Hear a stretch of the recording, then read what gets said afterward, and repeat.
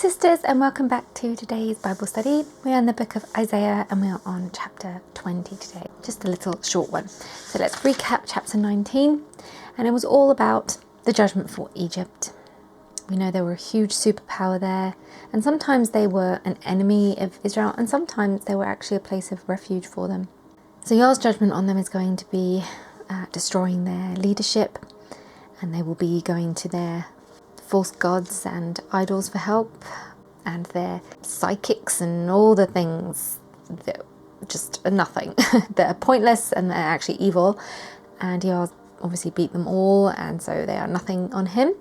The Nile River is going to be dried up. That's going to have a huge impact on Egypt.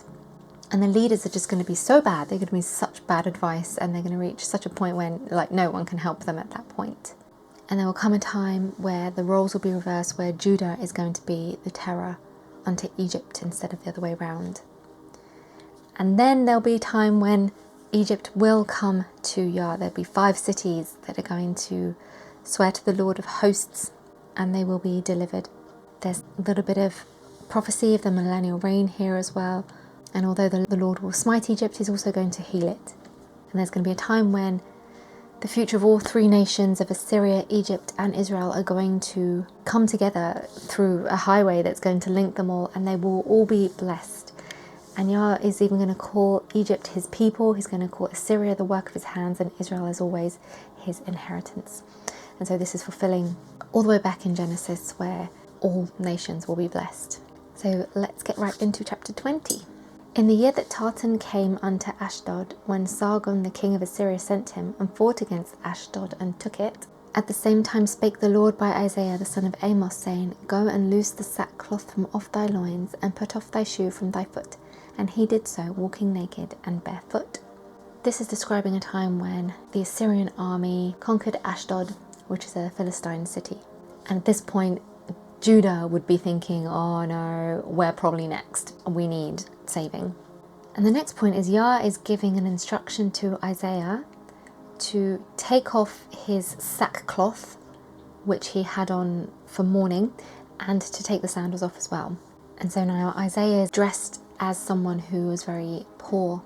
There are some people that think that he was completely nude, whereas there are many others that say, no, it's more just a figure of speech, like he was stripped as poor and humiliated.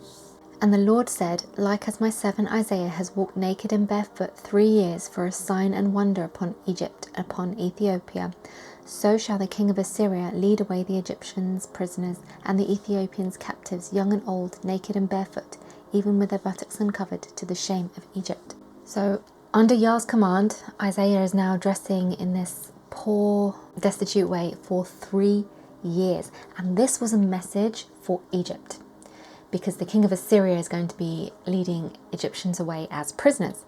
And as they are taking the Egyptians, they are going to be humiliating them and stripping them, leading them away as prisoners at their shame. So YAH is sending a message, a visual one this time, not just words. He's asked Isaiah to physically do something as prophecy to show Egypt what's coming. So just like Isaiah was stripped, he's telling Egypt, this is going to happen to you. Assyria are going to take you and humiliate you and strip you and going to shame you.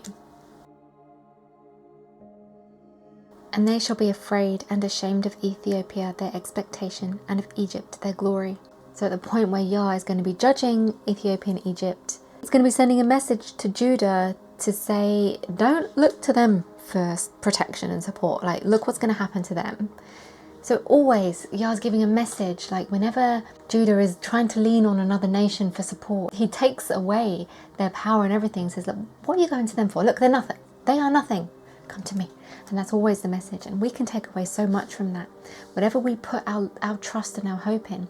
For example, if someone were to put all their trust and hope in their finances and not God, God might take that away from them and say, okay, now what? Your money can't save you. Now what? What are you going to do now?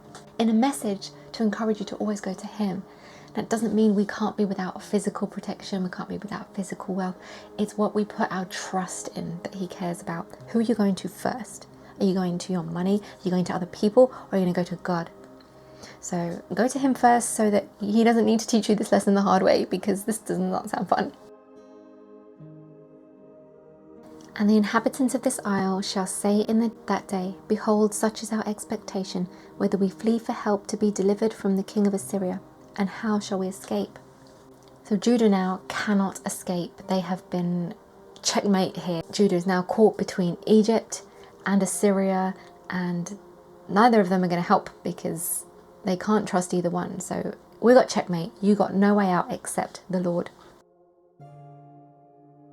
And this is just such a powerful message, especially when you contrast to the previous chapter. You know, when we said, well, Egypt are going to be called his people and they're going to be blessed as well. So Judah might have been tempted to go, well, can't we just trust them anyway? I mean, they're going to be blessed. They're going to come to God.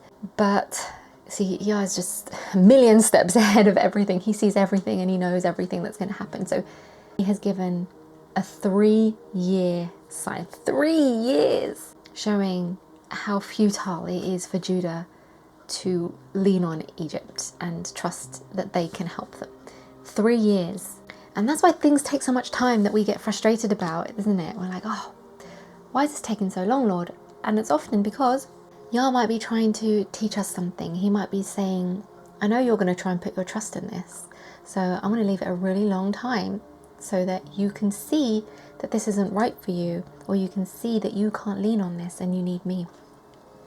So there's, you know, the way the Lord works is just so well beyond our own understanding, because he knows what's coming and what is best for us according to his will. So yeah, it's a very powerful message. And though that was a short chapter, it's a really powerful message for us to remember to always trust the Lord, and we can't trust anyone else or anything else here on earth to save us. It should always be him.